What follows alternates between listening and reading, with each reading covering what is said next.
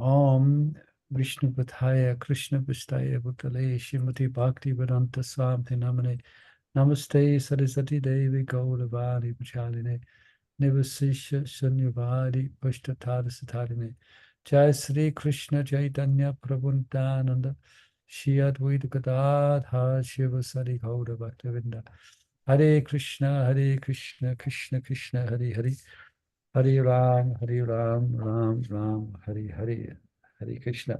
So I don't think, let's see who's here. I don't think those who are here, I don't think you have the book. No.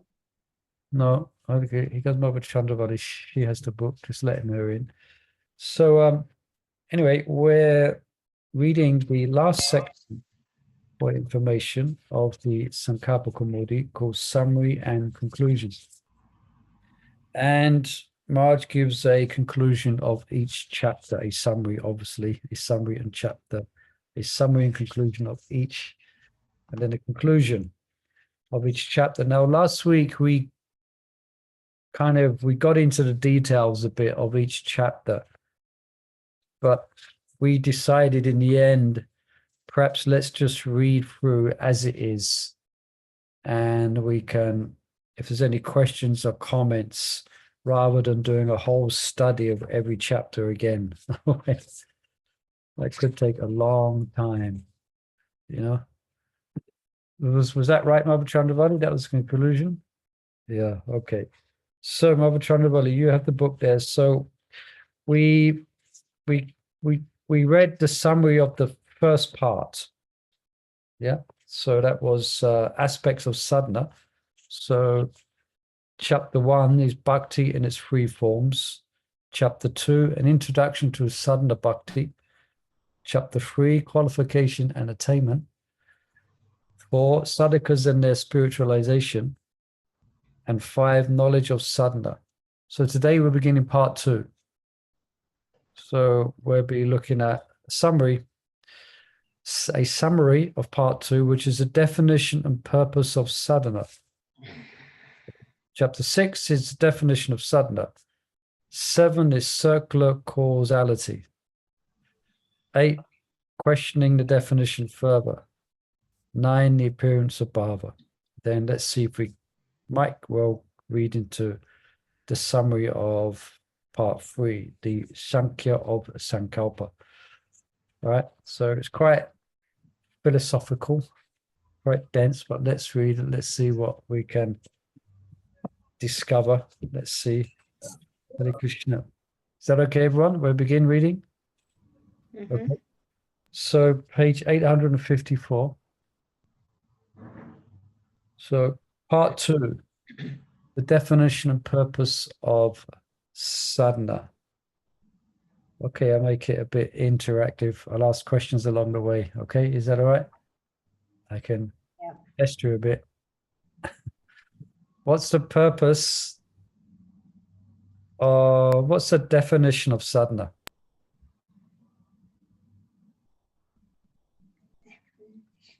A practice to help you to develop your spiritual senses so you are able to serve Krishna. Basically, yeah. Yeah, that's the basic definition of sadhana. Okay. And what's the purpose of sadhana? To help us to Love of God. Keep you steady. Sorry? Keep you steady in your spiritual practice. Keep you on track. Steady. Yeah. On track to what? On your spiritual practice. You're not diverting, or you're not sort of veering off with something else. You're keeping on track. You're sort of like basically routine. No. Yeah, no, you're right. On the spiritual path. What you're saying is right. But the actual, so if you're on track, what do we hope to reach? Krishna Prema. Come down, because Krishna Prema, technically speaking, it's only fully developed in a spiritual body in association with Krishna's associates. Bhav. Bhava, yeah. Keeping our love for Krishna alive. Yeah, so bhav is a seed of prema, which manifests from, as we're saying, the correct practice of sadhana. So that's the goal of our sadhana. Yeah, we have a specific goal. There's a reason why we're doing sadhana.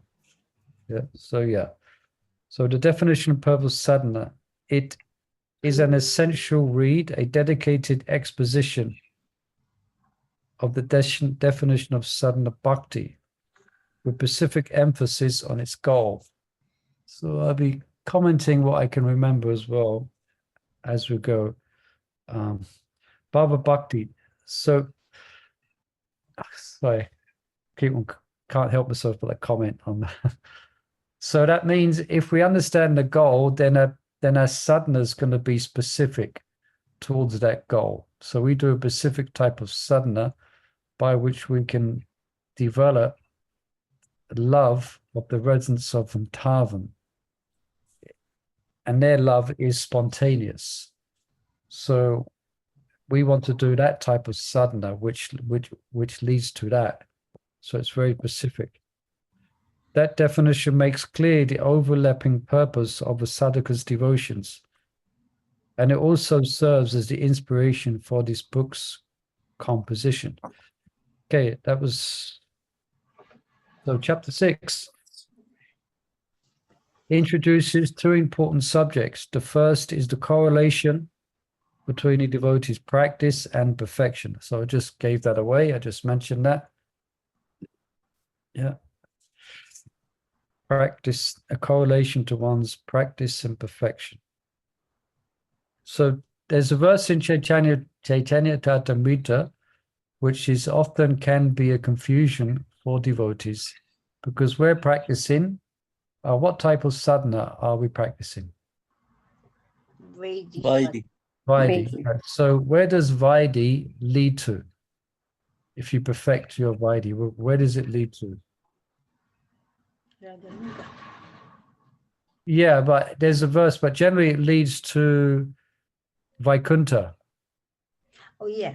You made a point here that you cannot obtain Goloka by Vaidhi. It's only by spontaneous, Raganuga. Yeah. But we practice Vaidhi. So this verse, which is often confusing, states that basically the essence of the verse is by Vaidhi, one goes to Vaikuntha. But we practice Vaidhi, but our goal is Krishna. Our goal is not Lord Narayan. Yeah, and we worship Lord Chaitanya, who is the personification, or he's the personification of Raganuga Bhakti. Yeah. Yeah. So those who worship Narayan, they practice Vaidhi, and we practice Vaidhi as well, but our goals are different. Okay, so the first is the correlation between a devotee's practice and perfection, and the second, definition of practice. Rupa Goswami's definition of sadhana bhakti reflects this correlation and makes clear to every sadhaka what the real purpose of his devotion is, a purpose that should never be forgotten. Okay, another question. This is high level. Okay, so what is Rupa Goswami? What's the famous verse that Rupa Goswami defines devotion?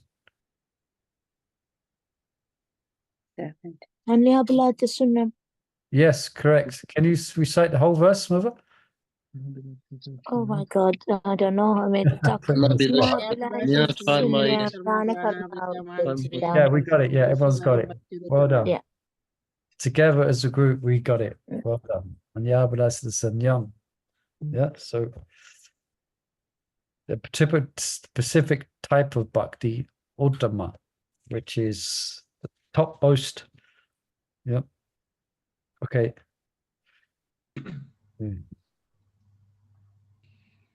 A purpose that should never be forgotten, but rather yearned after.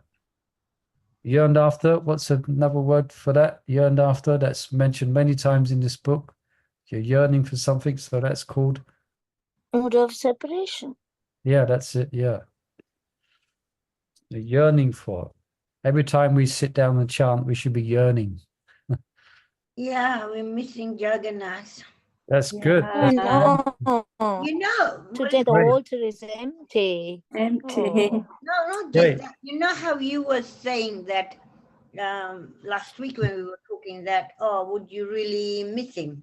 But Yeah, you know, the house when he's upstairs, he's there, right? This Yeah. he's not there. It's just not. yeah, It feel nice. Just does yeah, not feel nice. I'm in my own house, but it doesn't feel nice yeah. not having him there. You know? Good. That's good. We're supposed to be thinking like that. No. Yeah. You You want him back. Yes. This is this, yeah. We want him back. That's good. You actually I want him know. back. It's just like, oh, what is this? Yeah, like today, without getting too sidetracked too much, but today I was cooking the Lord's breakfast, and it's definitely a different mood because Vimala wasn't there doing a whole big thing, you know. Yeah. But it And was it's only nice. 3 It's great. plates, no plates, 3 So plates only. 3 plates only. Yeah. So there's one thing that we're all thinking of now, which we didn't think before. We can't wait till he comes back.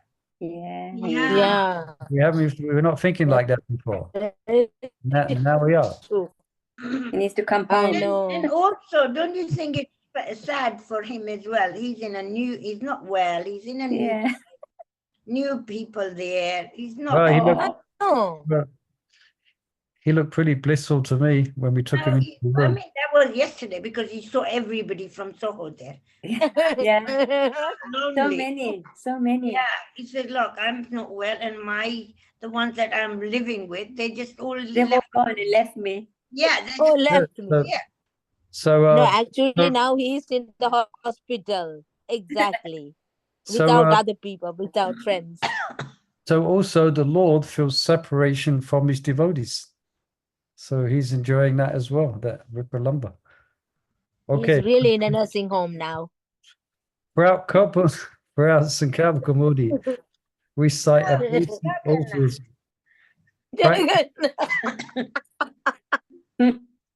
Yeah, you made I the know. decision, the wrong decision. Sorry. It's the right one. No. You wait till we're gonna have it'd be a wonderful festival when he comes back. We're gonna go and pick him up in 2 weeks. Okay, throughout Hey. Sankalpa Kaumudi, We can we hear cite from Mother Vimala. basic principles. Practice must be in accord with its goal. Knowledge of practice is Abhidaya Gyan. Okay, if everyone's with us now, we went on a bit sidetracked there, yeah. So let's refocus. Knowledge of practice is Abhidaya. Okay. Knowledge of perfection. Prayojana. Prayojana. Prayojana, yeah. Yeah, so Marge mentioned here about practice is Abhidaya and knowledge of perfection is Prayojan Gyan. In every endeavor, one's goal must be crystal clear. Crystal clear. And the effort by which that goal is attained equally so. So very clear. So it's clear, isn't it, that we're aimed to Goloka Bandhavan. But Marge brings out it has to be clearer. A specific relationship with Krishna, a specific associate. Yeah.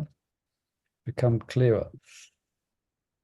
Thus, the sadhaka's endeavors meet with success in the way that a traveler who is clear on his directions successfully reaches his desired destination. And of course, the foundation of such practice and perfection is based on Sambandha Gyan, knowledge of relationships. So Maharaj is taking, Sambandha Gyan means, okay, we're a soul, Krishna's the Supreme Lord, then you have the material energy, and the relationship between Krishna, the material energy, the relationship between us and the material energy, the relationship between us, the Jiva, and Krishna. But Maharaj is taking it from another perspective. So Sambandha Gyan means to know specifically, or what is our desired relationship with Krishna. So he takes the meaning a little bit deeper. Rather than just, okay, I'm spirit soul and Krishna's the Supreme Lord. But another more deeper Sambandha Gyan is, what's my specific relationship with Krishna? In which way am I attracted to Krishna? As a Gopa, as a Gopi, as an elder? Are we Like, talking about the feelings? Yeah. Feelings and definitely should be feelings. dealings. Dealing, yeah. Dealings, yeah. Yeah. Dealing and feeling. So knowledge of that relationship. So our sadhana has to be furnished with that knowledge. Okay. Devotional service is not manifest by physical acts. Okay, this chapter. So, but it is self-manifest. This was quite technical, this chapter. I remember it. Devotional service is not manifest by physical acts, but it is self-manifesting, meaning it is Krishna's mercy. So it's not mechanical. It's not like if you chant 16 rounds every day for 5 years and 2 weeks and 1 day, if you manage to do that, then you will achieve nishta. You understand? It isn't mechanical. It's not by just physical acts. It is self-manifesting. So that Maharaj breaks that down as well. What does that mean? It's self-manifesting by itself. It's meaning it's mercy. Sorry? It's a mercy. Mercy, yes. Mercy. Also, isn't it your endeavor? Yeah. Yeah, but your endeavor, but it's not, but that endeavor is, it's not mechanical. It's you're going to see how you situate yourself to receive Krishna's grace and mercy. Yeah, let's read it. The topic of chapter 7 is circular causality, which indicates a mutual and perpetual interaction of cause and effect. As the wheel of bhakti continues to rotate of cause and effect, as the wheel of bhakti continues to rotate, a devotee advances through the stages of devotion, beginning with Shraddha and ending with a Shakti. Okay, any questions about that? What is that? Wheel of bhakti continues to rotate. So bhakti, that word bhakti sanjayati bhakta. Bhakti breeds bhakti. Yeah, bhakti breeds bhakti. So devotion creates devotion, which then stimulates further devotion, etc. Yeah. And beginning with Shraddha, so you got Shraddha, then the different stages up to a Shakti. So a Shakti is a stage before Bhava. With this spiritual development, anyone can tell us what a Shakti means? Strength, power, not power, strength. Shakti. Not quite.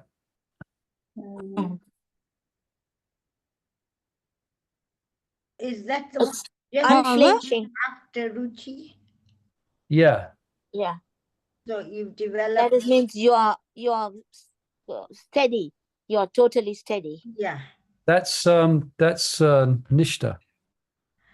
Ah, okay. Like Ruchi, you got taste. So then next comes. That's what I mean, like steady. Next is the Shakti. Unflinching. Yeah, it means like a Shakti means it's because you have taste, it's a natural attraction. You are attracted. You have cleansed your heart through the practice of nishta, you come to the stage of steadiness and your hearts become purified. So a natural attraction is... You won't chant for sake of chanting. You will chant because I want to chant. Yeah, that's it. You excuse me, you chant because your heart is relishing the taste of chanting. So you're not doing it just out of obedience. You're doing it because you love to do it. You can't wait to get your hand in the japa bag. You know?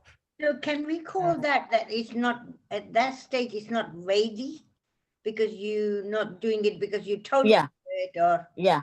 you're Yeah. doing it like in a way spontaneously because you just love doing that? Yeah, Yeah. now maybe remember we spoke about, so that is the hint of that spontaneous attraction. Yes, it is. Also, it may be somewhat mixed. Yeah, mixed. Well, Yeah. Comes and still, but goes. still that's a good sign when we feel that we want to do something and we love to do it and we like to do it. That's good. That is natural. Now, Prabhupada gives the example in the Nectar of Devotion. He gives example. It's quite interesting of Raganuga Bhakti. He gives, if someone likes to attend Mangalarti, someone gets a liking to attend Mangalarti or say to attend the festivals in a temple, then he says that's Raganuga Bhakti. So, but wait a minute. But you know, most of us like to attend Mangalarti, isn't it? Hopefully, if we can get there on time. So, but later on, Prabhupada in the Nectar Devotion, following Rupa Goswami, he gives a more broader definition of what it actually is. That it means you're inspired by the resonance of Vrindavan. So it's not, and as a symptom of that, then you like to attend Mangalarti.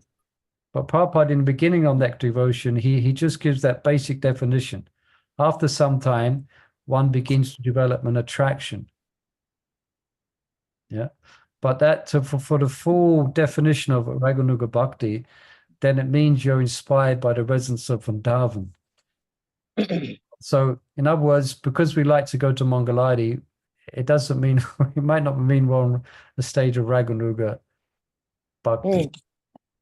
But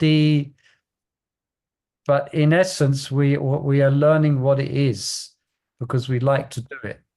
But when that develops further in its detail as attraction to Raj Bhakti, then that's more of that's the proper definition of Raganuga. So I'm just saying, Prabhupada in the beginning, sometimes that's misunderstood, or devotees hear that or read that and think, oh, great, that's it, I've made it. Practicing Raganuga Bhakti. Might not be the case. Okay. Devotional service is not, I read that. With this spiritual development, his false ego is systematically spiritualized. Okay. Although hidden behind the curtain of his conditioning, bhava becomes increasingly prominent. Okay, so bhava's there, this love for Krishna is there in the heart. It's there. But as we become spiritualized from the false ego, this bhava becomes more prominent. The neophyte devotee, misunderstanding the cause of bhakti to be his own activities, such as chanting Hare Krishna, he does not recognize that the seed of devotion was received from his spiritual master, Bhakti Lada Bija. And it is the sprouting of this seed that enables his practice to bear fruit. In time, as the neophyte matures, he understands the truths of devotion and realizes that bhakti is actually the manifestation of Krishna's mercy upon his senses. And that mercy almost always appears through advanced Vaishnavas most notably the Diksha and the Shiksha gurus.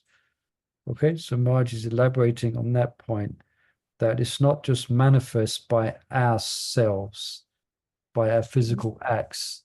It's given to us in seed form by the Guru. And Maharaj is really spoon sorry? feeding. Say again, your voice is breaking up there. Now we can't hear at all. He says Maharaj is spoon Very feeding. nicely. I didn't hear that either. Maharaj is There's no good signal. spoon feeding. Is you know, No, I can't hear him. I Sorry. said Maharaj is spoon feeding. So Maharaj nicely is explaining. spoon feeding. Okay.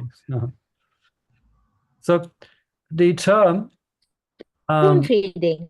yeah, the term receiving the seed is a what's the word for it? That's a figurative definition. Maharaj is spoon feeding. Yeah, we like heard that. explaining very nicely. We heard it. We got it. So, what is it? What does it mean to receive to water the seed?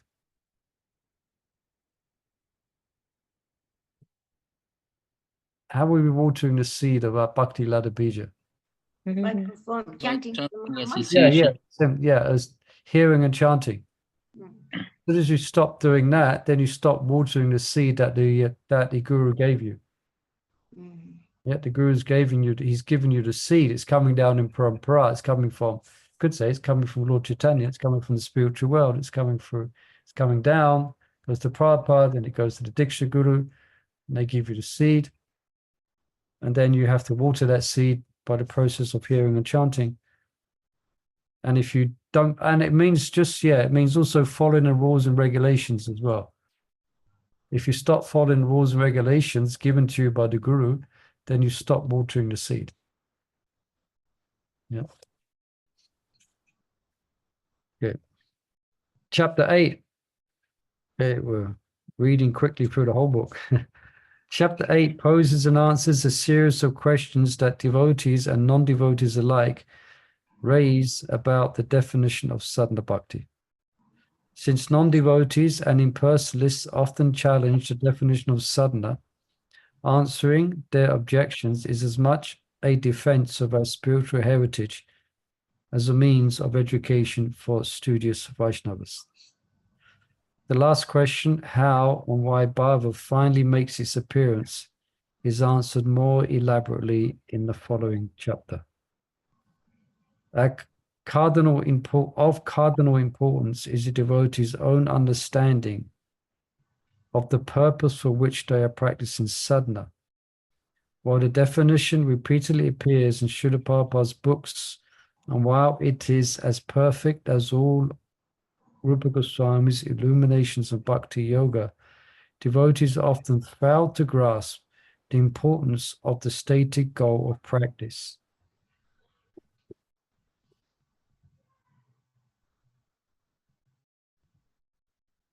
Yeah, sometimes I think Maharaj is, I can't remember the details of this actually. I have some, but I think he's commenting on a point that, yeah, just, sometimes as a mood, you just hang around, don't worry, just someone hour, hang out, just hang in there and, you're going to get love of God. It's not like that. You have to desire it strongly. And you have to be very clear of what type of love that you want. So there's what the purpose is of our practice and the mood. Yeah. The result of a lack of clear purpose in sadhana is that the practitioner remains either a perpetual sadhaka or abandons sadhana altogether. Yeah. So it's a danger that if you're not progressing, then you're going to become apathetic. Is that word? You can become apathetic to the process. meaning you'll become disinterested. You won't be very focused, and you won't be very, you won't have a specific purpose and focus. So Maharaj is bringing that purpose and focus out for sadhakas. Yeah. He says one may abandon serious sadhana altogether. So we have to be quite serious in our practice of sadhana in order to achieve the goal, which is bhava. Both these undesirable results can be avoided when a devotee is directed to the objective of practice, both by his own studies and by the guidance of others. Okay. Bhava Bhakti appears by the grace of the Lord when he or his representative are satisfied by sadhaka's strong attachment to Krishna. To properly understand how the bhava concealed in the heart of the devotee is revealed by prema by the Lord, Excuse me. Chapter 9 further studies the definition of bhava and the corresponding commentaries of our acharyas. This topic is important because the awakening of ecstatic devotion, that's another name for bhava, through progressive stages of sadhana is the underlying theme of Sankalpa Kaumudi. And while bhava is the ultimate goal of sadhana, it is achieved by a sequence of intermittent goals. So that's the whole point of this book, wasn't it? Steps, different steps we go to achieving bhava. Such as rising from steadiness to taste, However, these intermediate sankalpas, right, must clearly be in a straight line with the destination of bhava. So, Sankalpa Kaumudi. So, Kaumudi means moonbeams, I think. So, yeah, a moonbeam of determination. So we have to have specific sankalpas that we're making to achieve these different stages in our devotional development. Yeah, it's not just vague. It's not just somehow hang out and love of God's going to fall on my head. No.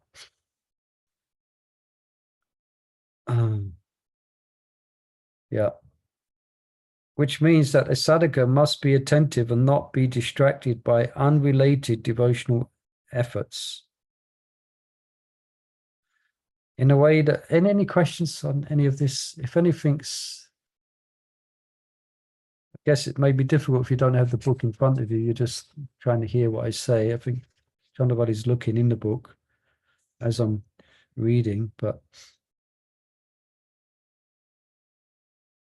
unrelated devotional efforts. What might Maharaj mean by that? Unrelated devotional efforts.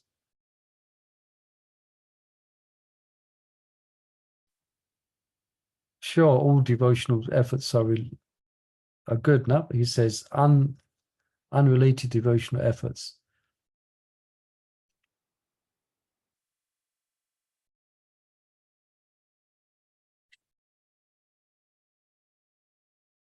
What's our goal? Where is our goal? Go back home. Where? Where is home?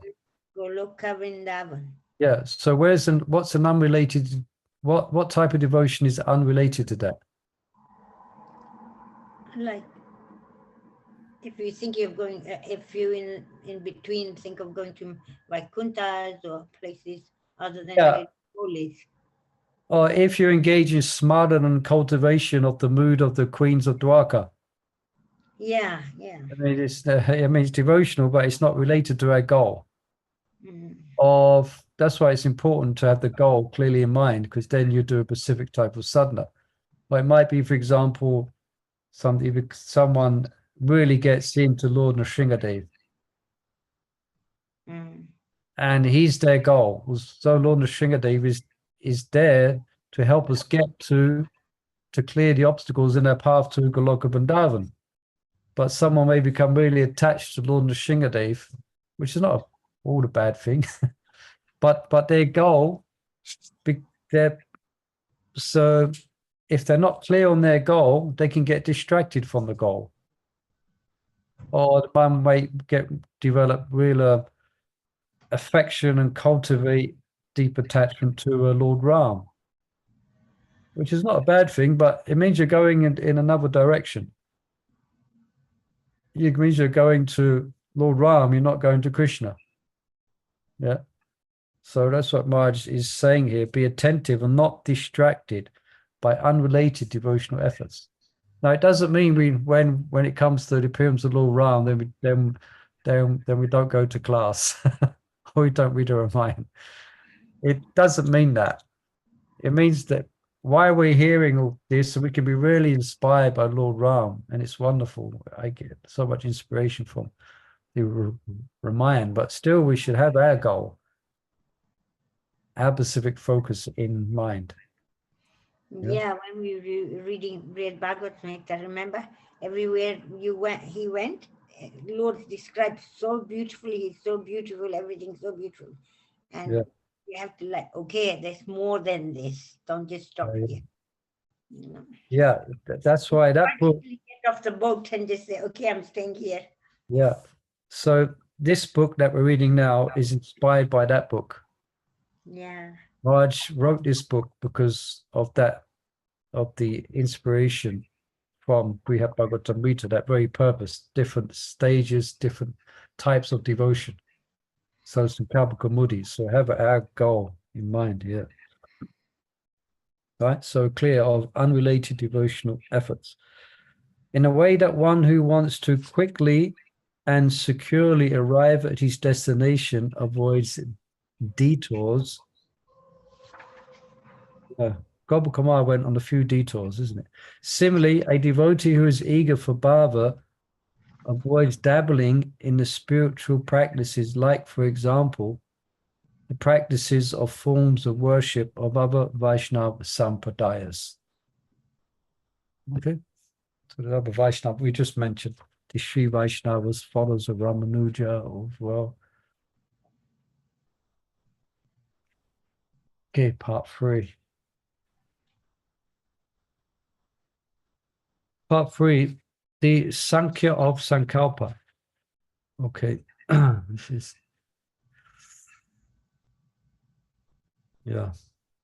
this was very detailed, but very interesting.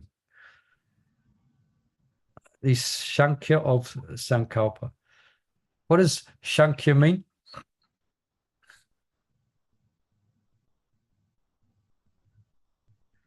What's going to come next? The Sankhya of Sankalpa.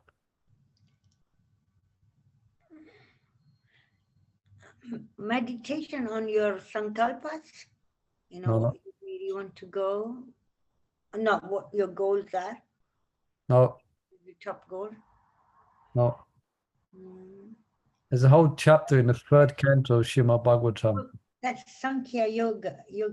Yeah. What is it? Analytic study. Yeah, you got it. Knowledge. Yeah, so that's what, so Maharaj breaks down in detail the analysis of Sankalpa, and he describes the detail. Remember that whole subject, the mind, the intelligence, the false ego, the senses, and he broke it all down. He did a detailed study that will help us to make Sankalpas. So as we read here, is an analytical study of exactly what Sankalpa is in relation to its prime movers, the mind, intelligence, and false ego. And we did a breakout course of this. We did a couple of classes on this. There's like a couple of classes on this, 2 or 3 classes on this. I got some slides on this part, which we presented one time. These 3 constitute the substratum of determination and of taking the initiative to progress through the stages of sadhana. Since both determination and making determinations are functions of a subtle body purified by the power of bhakti, it is helpful for a student to have a basic grasp of Srimad Bhagavatam's approach to this psychology. So that's very so Sankya's an analytical study. Okay, chapter 10. So we just started part 3. Yeah, analysis of part summary of part 3. Would you like to read, Mother Chandravali? Yeah. And so part chapter 10, so 856. Yeah. Chapter 10 is an introduction to part 3. The primary parts of the subtle mechanism that constitutes a sankalpa are the senses, mind, intelligence, and false ego. The purpose of this Sankhya analysis is to help prevent the practitioner from falling victim to the obstacles posed by his conditioned nature. Moreover, by the strength of his sadhana, he should engage his subtle faculties to progress along his spiritual journey. Throughout the Bhagavad Gita, Krishna emphasizes the importance of controlling the senses and mind by the spiritually empowered intelligence. Since sankalpas are based on a spiritual decision-making process, a sadhaka will find clarity in his determination when he comprehends the mechanism underlying the interaction between the subtle and the gross bodies. The intelligence becomes enlightened by transcendental knowledge, and in such an empowered state, it can direct the soul to its destination without impediment. Yeah, Marge just remembering now that Marge speaks there about the descent of the jiva. Okay, there's discussions on where that descent came from, but whatever it is, Goloka or Mahavishnu, there's a descent. So he mentions, so we just have to reverse the program. We have to reverse how we come down is the same way we go back up. But and so he analyzes the jiva becoming entangled in the material energy. So therefore you reverse the process. Then you reverse the process and you develop. Yeah, and so part of that means that we learn to control the self, learn to control the mind, learn to purify the intelligence so it can direct us through the stages of bhakti. So we understand what the mind is. And Marge they describe different types of intelligence as well. Empowered intelligence, transcendental intelligence, material intelligence. Yeah, so detailed study, Shankar. Is this a chapter he was talking about different rungs, going up the ladder? Yeah. Remember that? Yeah. Okay. Chapter 11 describes the origin of the mind, its conduct under the modes of nature, and how devotional service purifies it. Where the mind was once the cause of the tribulations of material life, it can become the source of happiness in devotional service. After all, it is the controlled mind that enables the contemplation and realization of a sankalpa. Because of its inherently sattvika nature, the mind is inclined to spiritual life. However, past karmic entanglement has habituated it to sense gratification. Controlled by the intelligence and purified by Nam Sankirtan, the mind is the asset that a devotee needs not only for determination, but also for meditation on the holy name, the means by which he can progress through the advanced stages of Nishta, Ruchi, and Asakti. That said, no matter how instrumental the mind may be in Nam Bhajan, spiritual authorities advise practitioners never to put full faith in the mind. We have the example of many accomplished yogis who fall down from their perfection by being victimized by the mind. Yeah, so that comes from the Bhagavatam. There's a specific section there where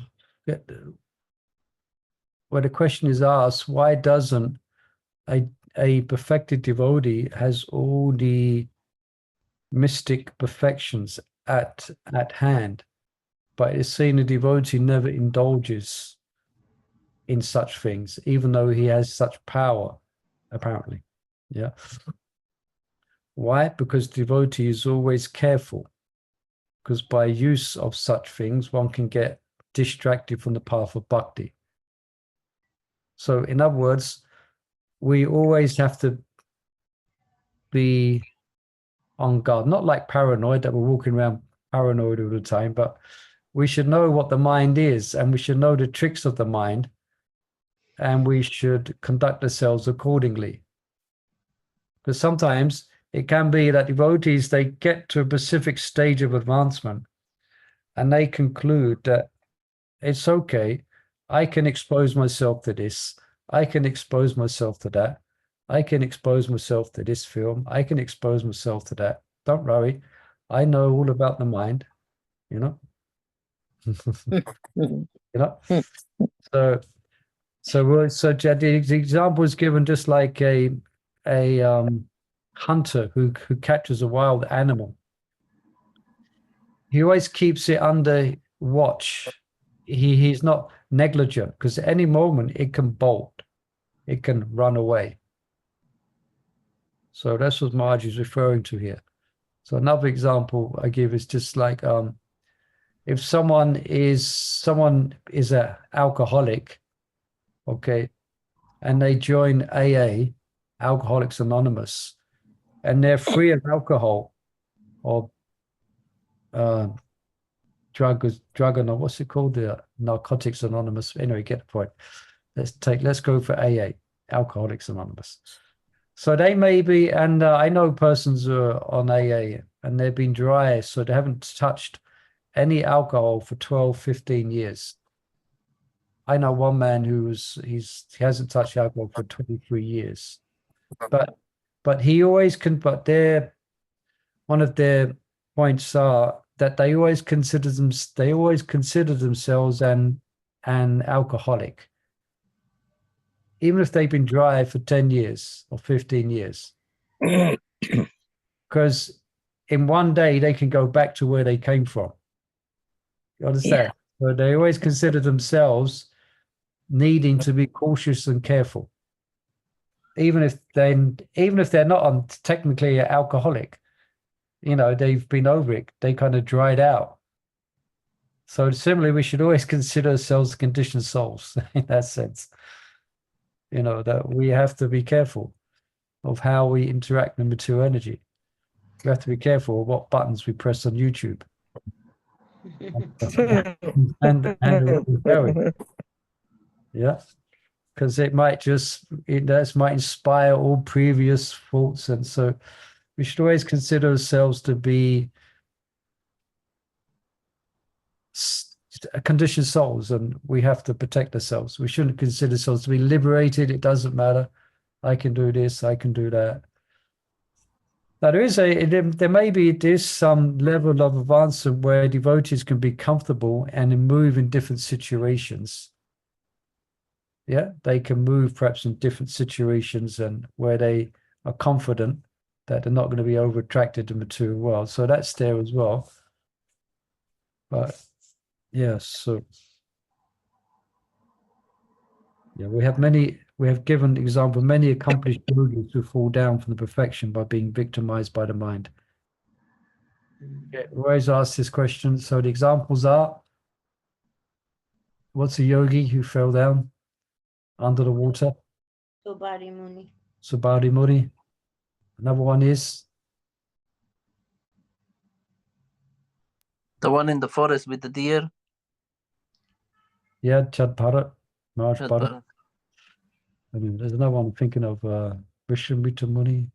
No. Yeah. Shakuntala. Who's the one who got attracted to? He just heard some ankle bells. He was doing meditation, and some heavenly damsel came by, tink, tink, tink, tink. He heard There the was in the Himalayas, yeah? He was somewhere up in Yeah. the mountains meditating. Yeah. Anyway, perhaps the main point is be careful. Okay. Right. Chapter 12. You want to continue?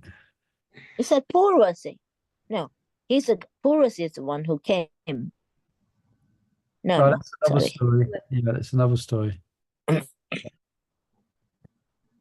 Okay, Yeah. continue, Baba Chandra, with chapter 12. Chapter 12 describes the all-important topic of empowering the intelligence to retake control over the mind by gradually relinquishing its authority to the inferior mind, which then entangles the jiva in unconstitutional acts. The bewildered intelligence assumed an inferior role to its subordinate. However, by the association of saints and by hearing devotional scriptures, the intelligence gradually reasserts its authority over the mind, recalibrating the ego as a servant of Krishna and redirects the jiva to devotional service. The intelligence is the immediate neighbor of the soul and also the medium through which Krishna communicates. When Krishna says that he gives a devotee intelligence, it means that he communicates transcendental knowledge through the medium of the intelligence. And because knowledge is the sustenance of the intelligence, in one sense, there is no difference between knowledge and intelligence. For this reason, scripture is replete with knowledge that nurtures the intelligence so that it can resume its role in being the driver of a chariot of the body and master of the mind. See? So this is basically this is in Bhagavad Gita as well, you know? Yeah. Yeah. So one's senses may be attracted to the sense objects. On one, it may revive past thoughts of sensual encounters, say.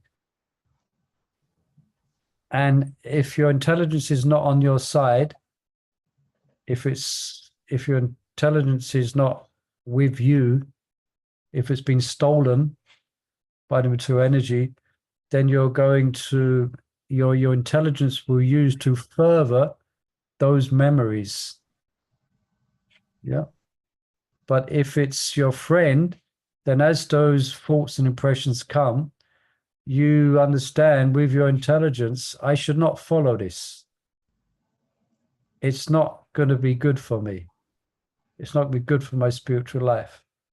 You understand? So you can bring yourself back if you have purified intelligence. So it's just like if you want to get examples often given. It's given in Bhagavad Gita. It said, Maharaj is quoting it, that the intelligence is the next door neighbor of the soul. That is a progression. There's the senses, then there's the object of the senses, then there's the senses, then there's the mind, then there's intelligence, then there's the soul. So if you're living with an enemy, it's not very comfortable, is it? If you're living safe is sharing your flat or your place with one of your worst enemies. If we have one. Hopefully we don't have enemies as devotees. No. We shouldn't really have enemies. But just say hypothetically, then it wouldn't be a very comfortable situation.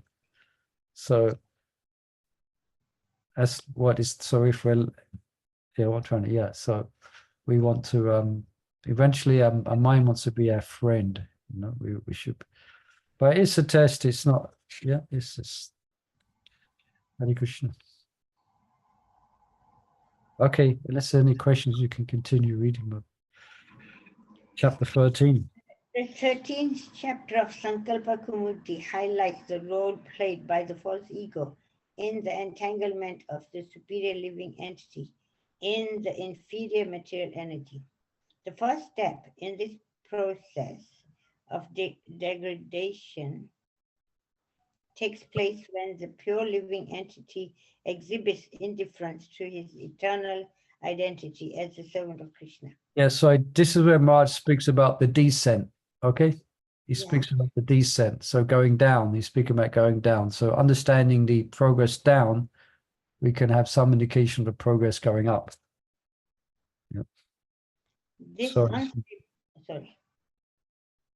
This unstable condition quickly leads to fascination with the temptation of Maya, which then results in the acquisition of countless material bodies and the false identity of being an enjoyer. The false identity that the living entity embraces is central to its entanglement in fruitive activities. However, if the jiva embraces a real identity as servant of Krishna, that identity becomes instrumental to his emancipation. Reforming the false ego entails a gradual process of purifying the mind of its spiritual indifference and its material indulgences. This reformation is made possible by the power of sadhana bhakti, a power with which the sadhana can make successive sankalpas towards his quest. The sensual, mental, and intellectual engagement of sadhana bhakti are meant to effect the reformation of the ego. And when this reformation is complete, one is said to be self-realized and eligible for aesthetic devotion. Okay, so that's our sadhana, to re-collaborate the mind. Yeah, it's collaborated in a certain direction at the moment, which is the wrong one. So the process of sadhana, hearing and chanting, re-collaborates the mind. I mean, I've got Calibrate. Yeah, calibrate. Yeah. So I remember one picture I've got this on one slide for this, where it is the mind has got wheels and clogs inside, and there's a picture of the jiva, of the soul, who's kind of got a spanner on it, and is fixing the thing. Ding, ding, clang, clang. So that's what we have to do, and we can do that if we have sharpened intelligence. Yeah. So, if we can just finish this paragraph, Mother, and then we'll be up to part 4 starting next week. Summary of part 4. Chapter 14 employs the example of the ladder as a means to explain how Here it is. Yep. of the soul from the condition of liberation to bondage is akin to the ascent from bondage to liberation. The sankalpas in both directions are similar. It is a matter of whether the mind acts to degrade the conditioned soul or liberates him.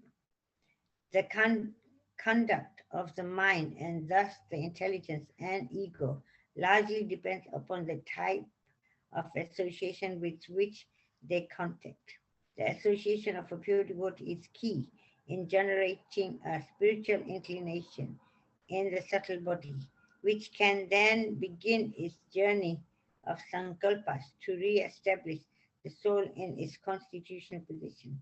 The association of pure devotees and advanced devotees is not just an inaugural event.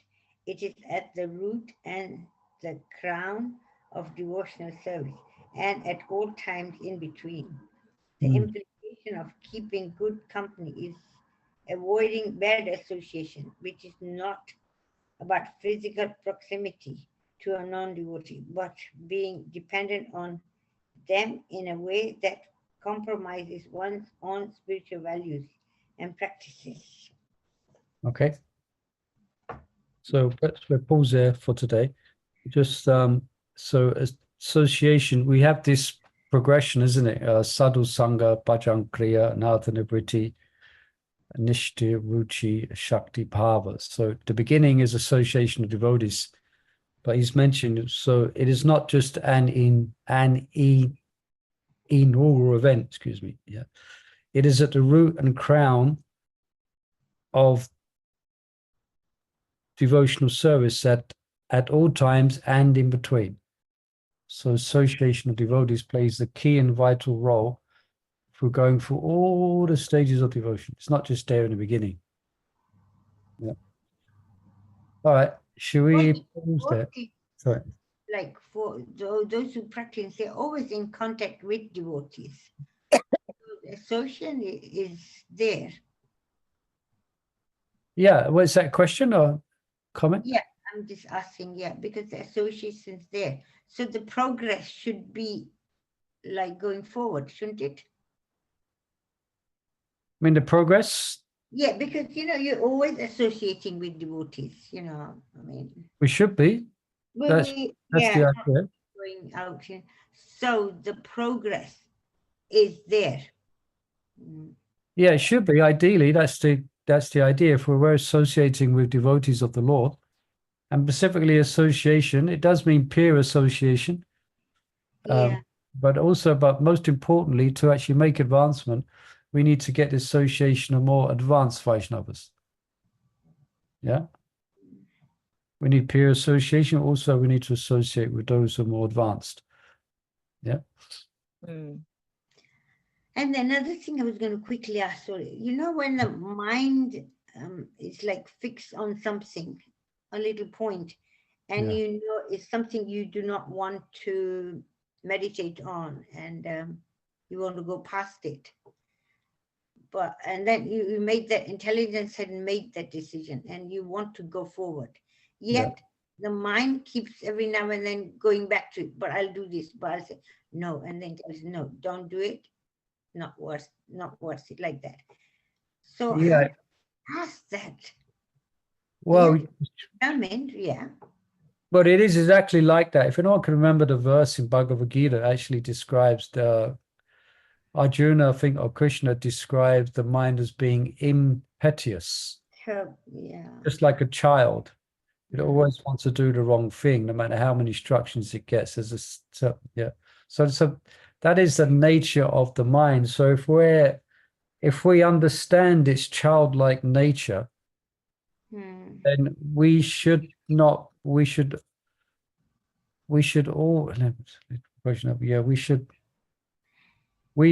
to, it's like a thankless task. We have to keep on bringing the mind back under control of the self. We have to just keep on doing it. Then gradually, slowly but surely, it will re-collaborate.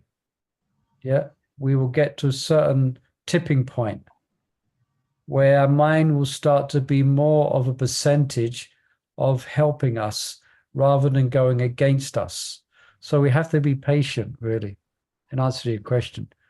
We have to be patient. Yeah, we may endeavor to control our mind on one specific thing, and we're successful. Then 2 months later, we're back in a dump again. We're back where we left off.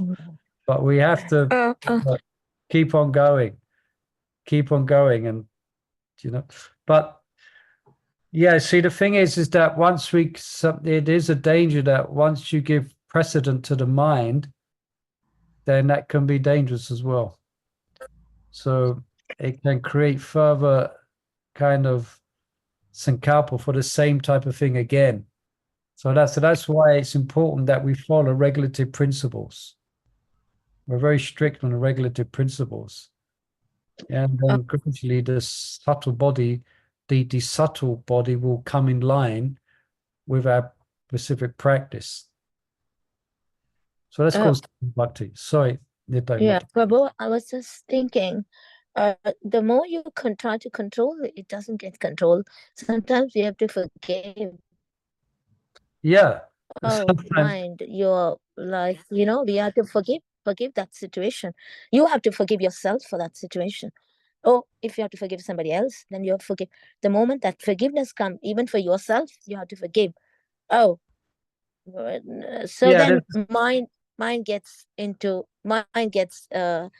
mind likes to be in your company because in sorrow. So I think what you're saying, there is a certain psychology that's needed. Let's just say, for example, you do fall down from the regulative principles. So there's a certain psychology that's going to get you back on the track again. There's a psychology that's going to perpetuate Yeah. your tangled in immature energy. I think Yeah. what Sai Mata is saying is of value, because one aspect of that psychology is it should humble us. It should Yes. humble one, and one comes to terms with one's conditioned nature, and one becomes repentant. Yeah. There's a certain level of repentance there, and then that will purify one, and that will give one the strength to get back up on my feet. Strength to, Yeah, but yeah. yeah, so it's like, yeah.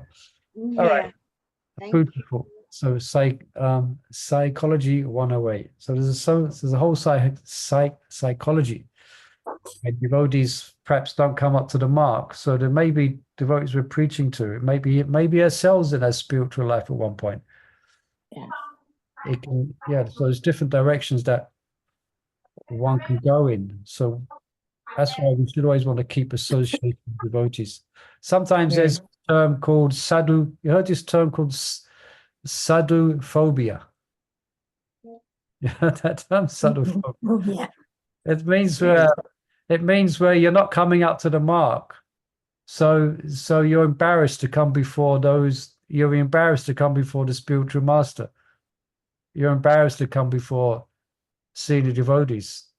You become a bit, called phobia, But we want to, we should always, there should be a devotee. There should be someone that, despite a mishap, that we can go to. Someone who's confidential, someone who's mature, and someone where we can get some encouragement from. So that could be a friend, could be a peer, it could be a senior devotee, but we should have that, someone that we can go to, that one might go to. Yeah. All right. That's a whole separate. That can be a separate seminar itself, isn't it? Yeah. Don't forget this. Yeah, and also how to give shelter to those who are struggling in the spiritual life. How to be confidential and how to be encouraging. It's a very important thing that we have to learn as well. Okay, let's stop there. All right, so next week we'll begin on part 3, types and examples of Sankalpas. Okay, summarized a few chapters. Okay, thank you everyone for joining us today. Hope some points were of interest. Thank you. Hare Krishna, Hare Krishna, Krishna Krishna, Hare Rama, Rama Rama, Hare Hare, Hare Krishna, Hare